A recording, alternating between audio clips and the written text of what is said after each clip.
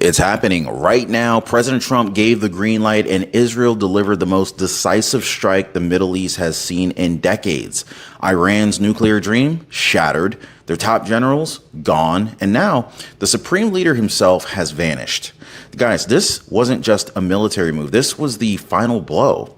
In just the last 72 hours, Israel has erased a third of Iran's missile force, taken out their new war commander live on state TV, and wiped their skies clean. No defense left. Meanwhile, President Trump just made it crystal clear. If Iran retaliates, they'll face power like they've never seen before. Iranian citizens are evacuating Tehran. Their nuclear scientists are dead. The streets are silent. And the Ayatollah? Nowhere to be found. This isn't a counterstrike. This is a regime collapse unfolding in real time. So today, we're going to be breaking down exactly how President Trump and Israel pulled this off meanwhile, while Iran's defenses failed, what comes next in the region and why this moment might be remembered as the end of the Islamic Republic as we know it. So stick with me, guys, because what I'm about to show you guys, this literally changes everything. Oh, if you appreciate the daily news updates, please hit the like button and subscribe to the channel. So guys, ladies and gentlemen, what if I told you that the head of one of the most brutal regimes in modern history has just vanished? Breaking news, guys. Iran's supreme leader is missing. And there's no official explanation, actually. For over 48 hours now, Supreme Leader Ali Khamenei has not been seen, heard from, or acknowledged publicly. No speech, no prayer, and that's big. No propaganda appearance. Iranian state media, silent. Government spokespeople, refusing questions. And insiders in Tehran whispering that something's deeply wrong. There are credible reports now gaining traction in European intelligence circles that Khamenei may not be seeking asylum in Russia, possibly, or actually maybe seeking asylum. For all we know, we don't know exactly at this point, but possibly under the protection of Vladimir Putin himself. Now, other sources claim that he's already escaped through Iraq, while some people believe that he's still locked inside of a hardened underground command bunker, cut off from the outside world as panic spreads throughout the Iranian elite. But here is why this isn't just a missing man. This is a regime built entirely around one individual, guys. A 35-year grip on absolute power. Iran is not a government. It's a theocracy. It doesn't run on democracy. It doesn't run on debate. It runs on fear, obedience, and Khamenei's word as law. So when he disappears, that's not just a PR problem. That's not just a security risk. That is a full-blown existential threat to the entire Islamic Republic. The chain of command shattered, the military leaderless, their people terrified and isolated. But here's the part you're not hearing in the mainstream media coverage. This didn't just happen. This was triggered 4 days ago. A new Iranian military commander was appointed, personally approved by Ayatollah himself, to oversee defense operations during this crisis. 4 days, guys. And then boom, all of a sudden, wiped off the map by an Israeli airstrike so precise that it hit the broadcast facility during a live feed and Iranian state television.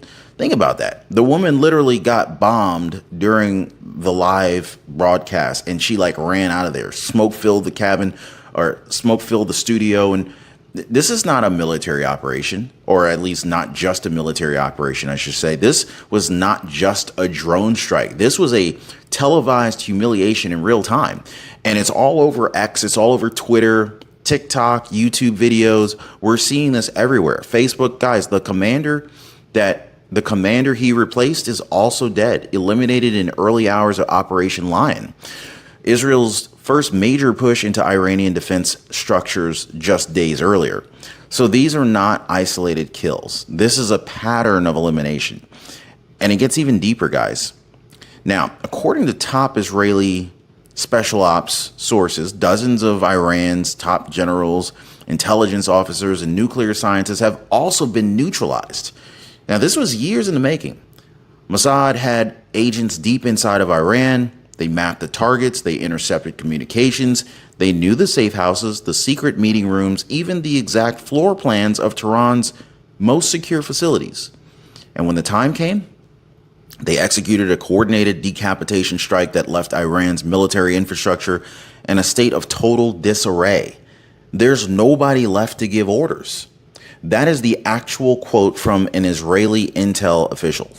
So right now, as you're watching this video, Iran's war rooms are filled with mid-level clerics and second-tier officers that have no idea what to do. It's no direction, no chain of command, no leadership. And this is exactly what Israel intended. But what happens next? In fact, this is actually, if you think about it, this is just the opening move, because I'm going to walk you through what might be the most shocking part of this entire campaign, how Israel managed to obliterate 1/3 of Iran's entire missile network in under 72 hours, and how a single televised explosion might have broken the will of the Iranian regime more effectively than any bomb ever could. So do not go anywhere. What comes next will change how you see this entire conflict, guys. Now, if you're trying to manage your Medicare plan by yourself, you're basically trying to do your taxes without a calculator. And the consequences? Expensive. But Chapter makes it simple. Jamie from Texas saved $600 with Chapter's help. Ed, who's 84, he said, "Thanks, Ron and Chapter. I'm saving $684 a year. That is huge for somebody like me on a fixed income." Guys, they compare every plan available. They find what fits your needs, and they help you to avoid costly mistakes. Give our friends at Chapter a call right now. Phone number is right down below, 909-563-8279, or even better, hit them up on the website. The link is in a pinned comment, maybe in the description. Go to askchapter.org/Ron. Smart people ask for help. Let Chapter help you make the best move this year. So you've just watched how Iran's top commanders were erased. Their supreme leader vanished and their chain of command shattered beyond repair. But here's what truly changed the balance of power. In less than 72 hours, Israel didn't just kill Iran's generals. They destroyed 1/3 of Iran's total missile arsenal. That's right, guys. Mobile launchers are gone. Air defense systems neutralized. Underground silos, complexes exposed and obliterated. Command and control hubs targeted with pinpoint precision. And this was not random. This wasn't defensive. This was preemptive, strategic, and it was years in the making. Israeli special ops and Mossad pre-positioned assets and intelligence years ago. Okay? They mapped targets, infiltrated missile facilities, and they marked weak points. So when the green light came, they knew exactly where to hit. They knew how hard to hit to ensure Iran's retaliation would be impossible. And now, Iran's missile program, once the pride of its axis of resistance, is in smoking ruins. But the real weapon wasn't just firepower, it was fear. Now, let me take you back to the moment that's gone viral across Iran's underground messaging app and across the globe. A female anchor on Iranian state television was delivering the daily propaganda feed, and then mid-sentence, the screen shakes, the lights start flickering, and a blast rips right through the studio. Boom, she gasps. The backdrop behind her falls down. Chunks of ceiling are dropping in front of her and on her during her live feed while she's on air. She survived, but the message? Unmistakable. This wasn't just a strike on a building, it was a psychological kill shot. Israel chose that moment to strike for one reason, to tell Iran and the world, we know where you are, and we can end it while you're watching. And now that clip is going viral. It's being used by Tehran itself, plastered on billboards across the city to inspire loyalty. But here's the truth. It's not inspiring loyalty. It's inspiring fear, paranoia, and doubt. And that leads us to the next game-changing shift that we're seeing. And this is not hyperbole. According to multiple Israeli defense officials and confirmed by U.S. satellite tracking, Israel has full air superiority across all Iranian airspace as of June 17th, 2025. Now think about what that means. No boots on the ground, no drawn-out invasion, just precision airstrikes, cyber warfare, drone swarms, and F-35 dominance. Iran's radar systems have been blinded, their airfields bombed, their pilots grounded or too afraid to fly, and now Israeli forces have unrestricted freedom to strike wherever they choose inside the country. And that brings us to the next terrifying possibility. Now, let me be clear. This is not the end. Israel now has the capability and the permission to target Iran's gas-powered electric grid, their oil refining infrastructure, including Karg Island, strategic energy corridors, and supply chains. Now, they've held back so far, but why?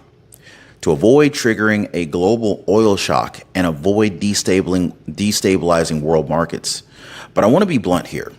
If Iran even thinks about restarting its nuclear weapons program, all of that restraint will go out the window. The next wave won't just destroy missiles or labs, it will turn the lights off in Tehran.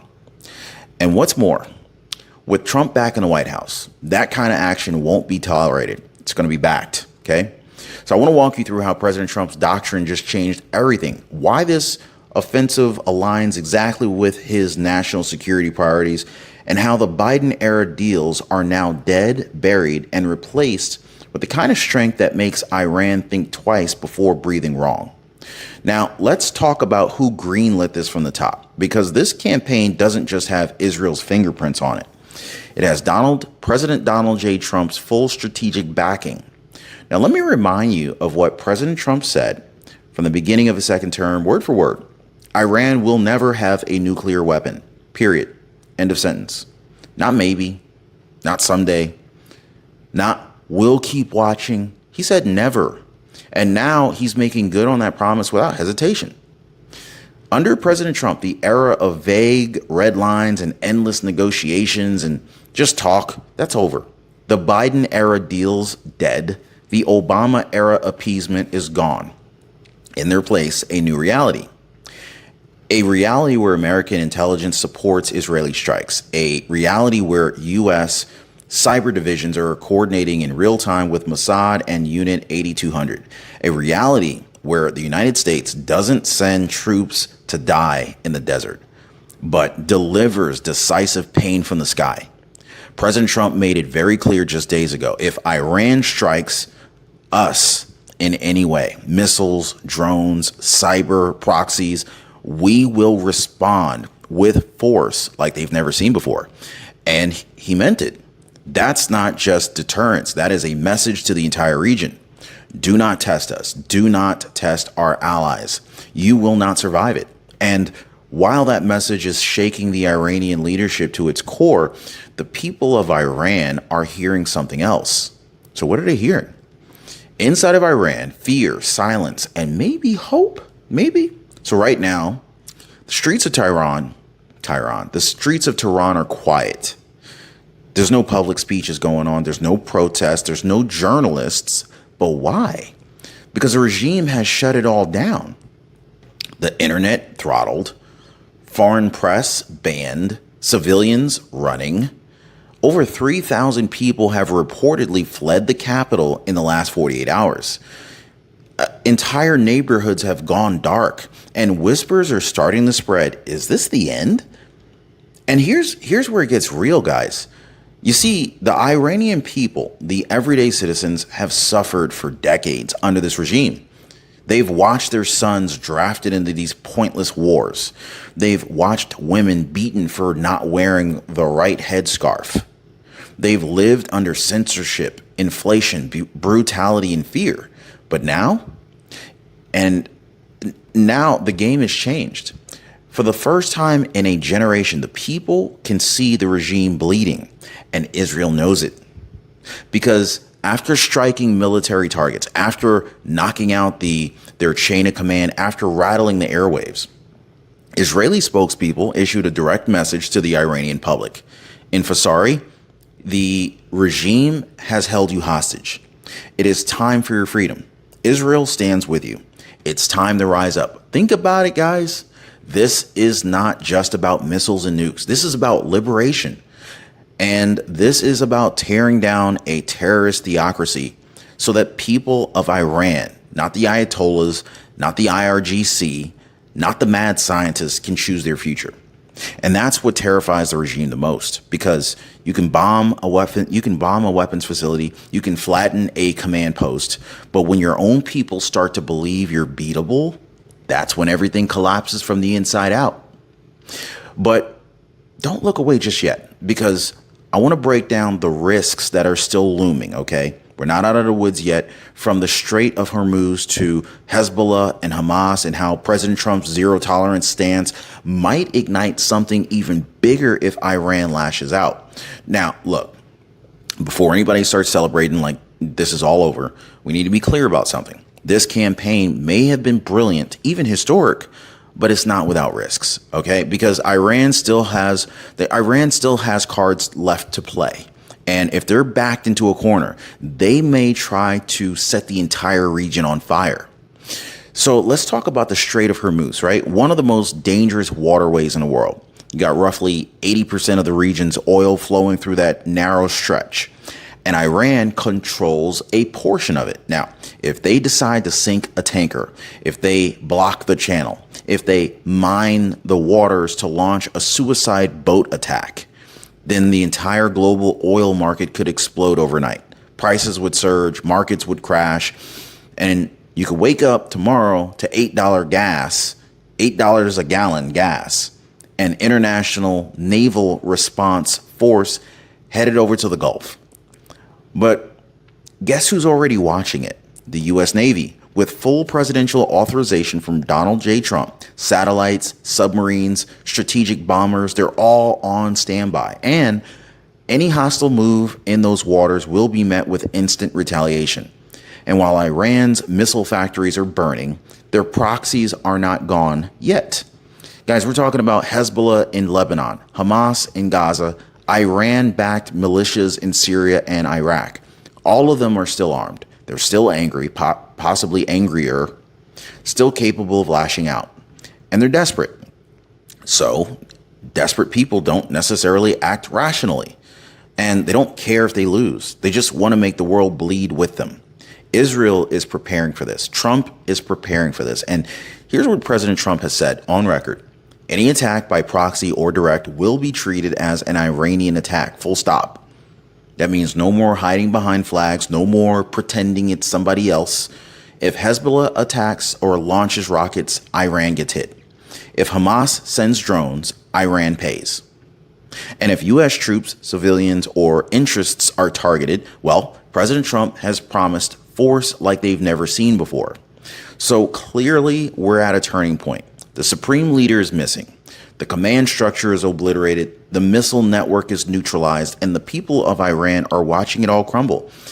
And the question that now echoes through every corridor of power from Washington, D.C. to Jerusalem to underground bunkers in Tehran is this.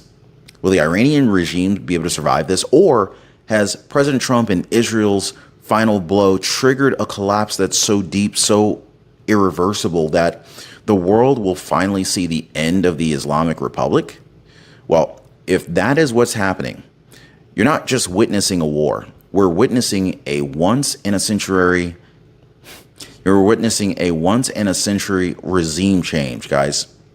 And we're here every step of the way to show you guys what the mainstream media will not. So if you want to take the next phase, if you want to know who replaces the Ayatollah, what Israel hits next, and whether the Middle East erupts to find peace, do not forget to like this video, subscribe to the channel, and share this video right now, because it ain't over, guys. Not even close. And what happens next could change our world forever.